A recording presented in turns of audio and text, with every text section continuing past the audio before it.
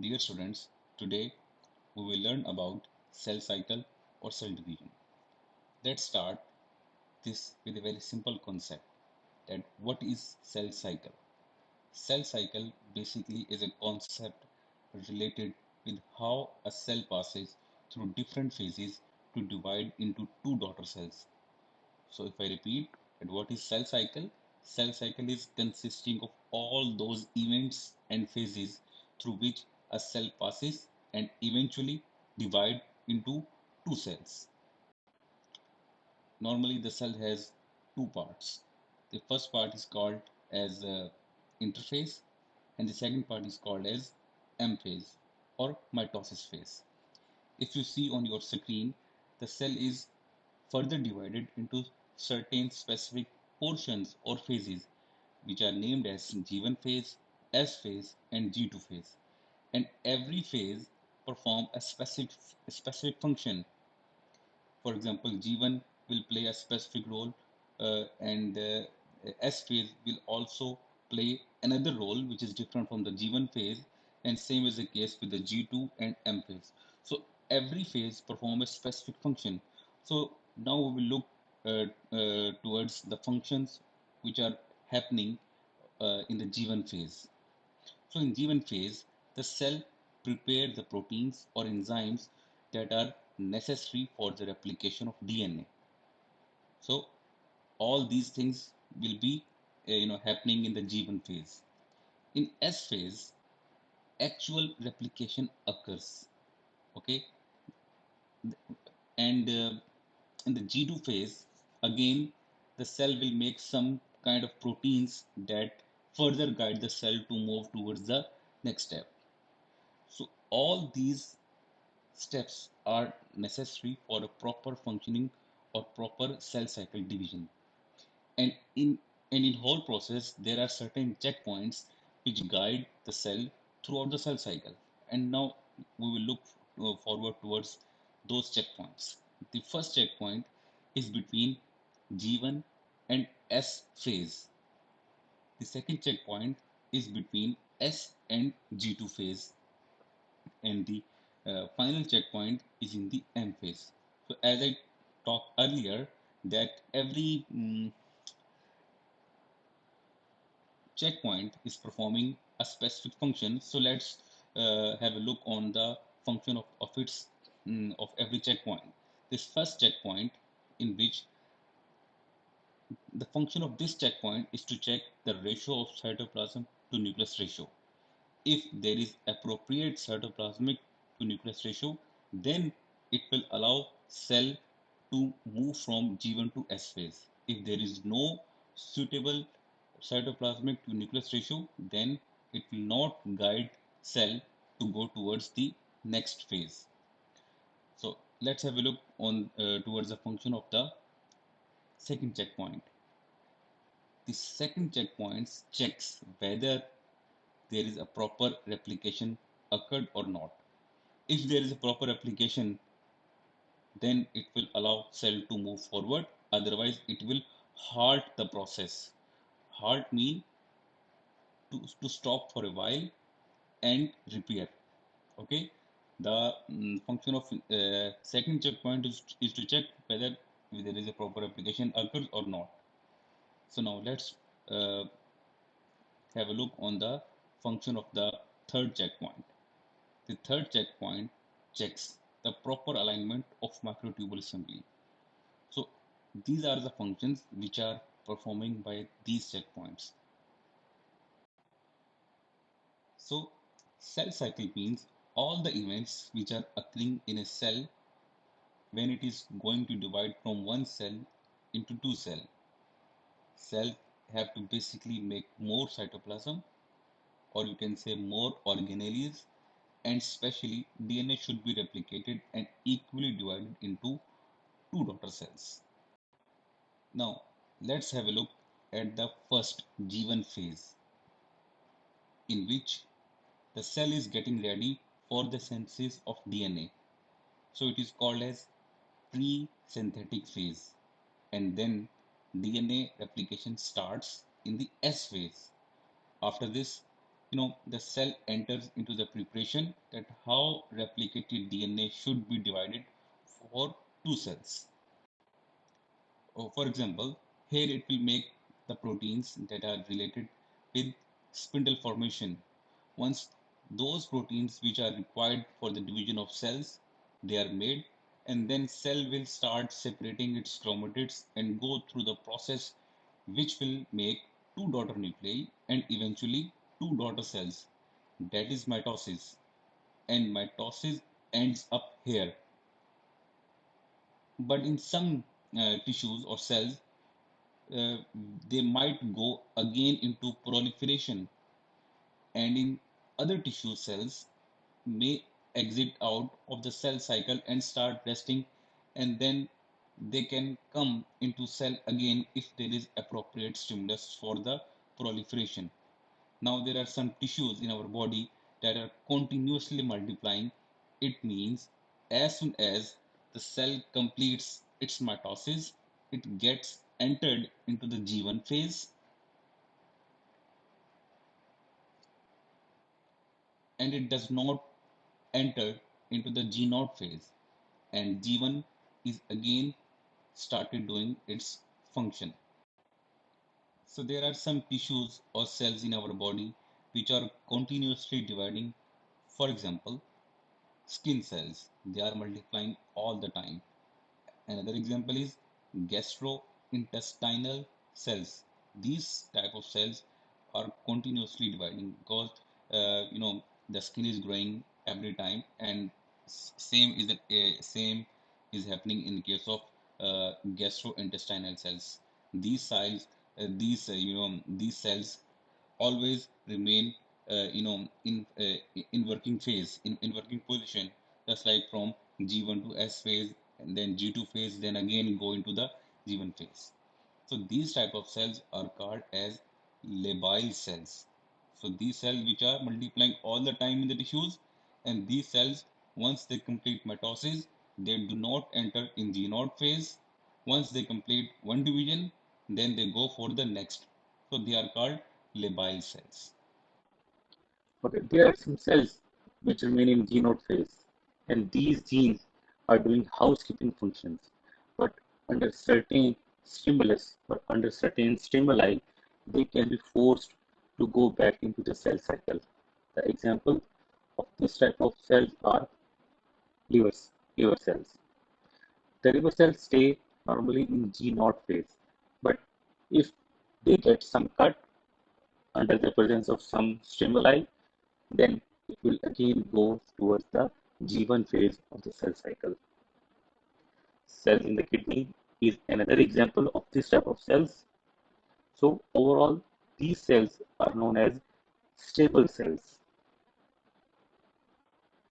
Then there are some other tissues where cells are, normally stay in the permanent phase, and these are called permanent cells. Permanent cells means that in those tissues, once the cell divided them, they are going to G0 phase, but they cannot re-enter into the G1 phase because in some tissues, some cells or most of the cells, once they have multiplied and gone into G0 phase, they cannot re-enter into the cell cycle again. So the examples of these type of cells or tissues are neuron cells, or you can say the cells of eye. Once they went into the G0 phase, they will never ever again, become the part of G1 phase or other phases of the cycle. Okay, now let's talk briefly about mitosis. Mitosis is basically the division of nuclear material. During the process of mitosis, the replicated or duplicated genetic material which is coming from the S phase in one nucleus, it should be divided for two daughter nuclei. And the process in which cytoplasm and organelles is also dividing into two, and cell membrane started separating into two cytoplasmic and its organelles into two cells, is it is called as cytokinesis. Okay, now have a look over the phases of mitosis. But before going towards the phases of mitosis, let's have a rewind. I want to have a rewind between mitosis and interphase. And remember, do not mix the mitosis with interphase.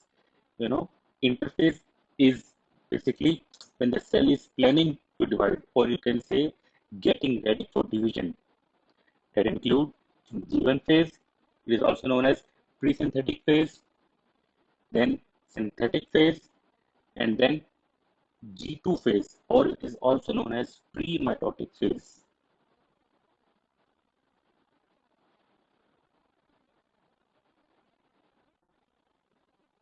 So now there are some basic changes which are going or which will take place in the prophase. But before going to prophase, let's have a look over this stage of the cell, which is coming from the pre-mitotic, or you can say G2 phase. It is having a condensed chromatin, and nuclear membrane will start disappearing a little, and the chromosomes are becoming visible, and you can see the centrioles will be at the pole. So this is the prophase. After this prophase, the microtubules will be established, and they will become attached to the kinetochore, as you are seeing in this slide. So this stage is known as metaphase. And after metaphase, when you're able to see structure like this, in which the two chromatids become apart, then it is called as anaphase. So we have a clear picture about what is happening in the prophase, what is happening in the metaphase, and now you are seeing that what is happening in the anaphase.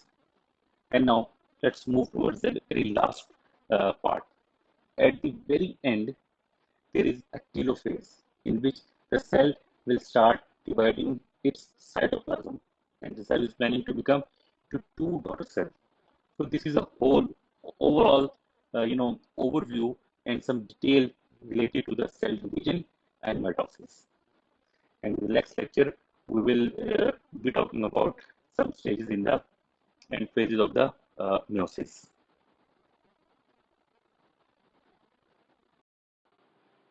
So now we will discuss about meiosis. But before going to the meiosis in detail, let's have a brief introduction about gametogenesis. Gametogenesis is the process by which the early germ cells undergo the process of meiosis and cytodifferentiation and eventually convert into mature gametes. Okay, meiosis is a special type of cell division which takes place in two stages, such as meiosis 1 and meiosis 2. And during meiosis, chromosome number is reduced to half in final daughter cell. So meiosis is also called as reduction division. So now what actually is gametogenesis? Gametogenesis is a process in which the germ cells convert into mature gametes. For example, in female, the gametogenesis is called as oogenesis, and in male, the gametogenesis process is called as spermatogenesis. Okay, in female, during gametogenesis, or you can say oogenesis, the germ cell passes through a process of meiosis, and then they undergo the process of cytodifferentiation and then maturation, and eventually they produce mature gamete, which is called as mature ovum. So, what happens in case of males? Uh, in male, the process of gametogenesis, as we talked earlier, is called as spermatogenesis. So, during spermatogenesis, again there is a process of meiosis, which again reduces the chromosome number into half in the final daughter cell, and again there is a process of cytodifferentiation, which will make the mature germ cells in final development of mature sperm. So now we are going to have a look at the process of meiosis in the human diploid cells. So here we have a cell prior to the meiosis in the stage of interphase. And I want to put a note in the upper left corner that notice that there are 46 strands of DNA, or you can say 46 strands of chromatin in this cell, because this is the example of human diploid cell. And if we actually just do a quick count through, and we are finding that 23 strands of DNA in black, and here the black color represents the parental DNA, the DNA that you inherit from your father. And right now, the red strands of DNA are being added up. So these are the maternal strands of DNA, and uh, by now, you must have noticed that how there are 23 maternal strands of DNA in red plus the 23 paternal DNA strands in the black. And that's how we know that there are 46 strands of DNA in this cell. This is an example, as I told earlier, that this is an example of human diploid cell. So we move into the S stage of interphase, where we notice what will happen in the chromatin is copied and duplicated. So the 46 strands actually duplicates to form 92 strands. So well, now we go ahead and enter into meiosis, which is meiosis number one. And there is meiosis number one and there is meiosis number two. So overall there are two rounds of cell division in meiosis. So let's start with the prophase number one of meiosis number one. So in the very first step, the nucleus will dissolve. So what happens next is the chromatin will coil into chromosomes, and by now you must have seen that I have numbered them. If you look closely, that there are two chromosome 10s, one in black, one in red, and there are two chromosomes of 15, one in black and one in red, and there is two of each chromosome number, one in black and one in red.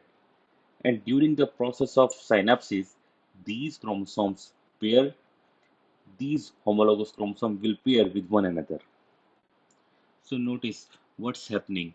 Here are two chromosomes, 7s are drawn next to each other.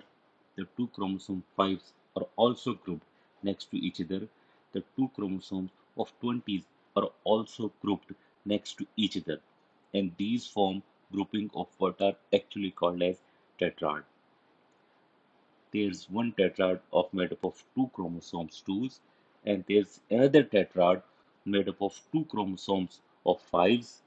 There is again another tetrad you can see made up of two chromosomes of 7, and there is another tetrad made up of two chromosomes of 18. And so overall there are 23 tetrads, and I have highlighted just four of them. So there's a question that why does this happen? Why does synopsis occur? Well, synopsis will set up what's called crossing over. And if we focus on the tetrad number 1, for example, so what actually happen in during crossing over is that the enzyme will actually break off portion of the maternal and paternal chromosome and then rearrange them. So if you notice, you have a mostly black parental chromosome with a small portion of red maternal chromosome of DNA on it, and then same with the red chromosome. The red chromosome is made up of mostly red maternal DNA and genes, but there is a small piece of the black paternal DNA in genes attached to it. So this creates a genetic diversity, and this genetic diversity is created in all of the tetrads. And I have highlighted just a few among them, but this phenomena is happening with other tetrads as well. So now have a look at the metaphase 1. What happens in metaphase 1? The tetrads will align along the equator of the cell. You might know that there are threads of proteins called spindle fibers that will attach themselves to the chromosomes, and the spindle fiber will pull the tetrads to the equator, along the equator, or to the middle line of the cell. So now have a look at the anaphase 1. Anaphase number 1, the spindle fiber will pull the chromosome apart, splitting the tetrad. One chromosome of the tetrad was pulled to the left, and the other chromosome of the tetrad was pulled to the right. So, as we move on to the telophase number 1, this cytokinesis will divide this one cell into two cells, and sometimes the nucleus will reform. Now, just for the sake of this tutorial on this animation, I showed the nucleus reforming. Sometimes it does, but sometimes it does not. But here, meiosis 1 will ends up. So now let's have a look at what will be happening in the meiosis 2. In meiosis 2, first there will be prophase 2. In prophase 2, if there is a nucleus, then first it will be simply dissolves. So as we move into metaphase number 2, the chromosomes are once again going to be aligned along the equator, or you can say the middle line of the cell. A difference being observed on how it's not the tetrads anymore. The tetrads were separated during anaphase number 1, if you remember. So now it's just the individuals home that are aligned along the equator of the cell. So now have a look at anaphase 2. In anaphase 2, the chromatids are going to be pulled to opposite ends of the cell. One chromatid of a chromosome was pulled upward, while one chromatid of the other chromosome was pulled downward by the spindle fibers. In telophase 2, uh, the cytokinesis will divide the cell into four cells. The chromatids will uncoil into the loose linear strands of the DNA, which are known as chromatin. The nucleus will be reformed. And so when we are done here, notice that we have four genetically unique haploid cells. They are genetically unique because if you remember, they experienced crossing over earlier and they are haploid. Now, these cells that are created only have 23 strands of DNA, but the one cell we had at the very beginning, which had 46 strands, but this cell only got 23. Same with the cell on the top right, same with the cell on the top left, and same with the bottom left, and same with the bottom right. So this is how the meiosis reduces the chromosome number into half and create haploid cell. So this is how whole cell division, mitosis and meiosis takes place.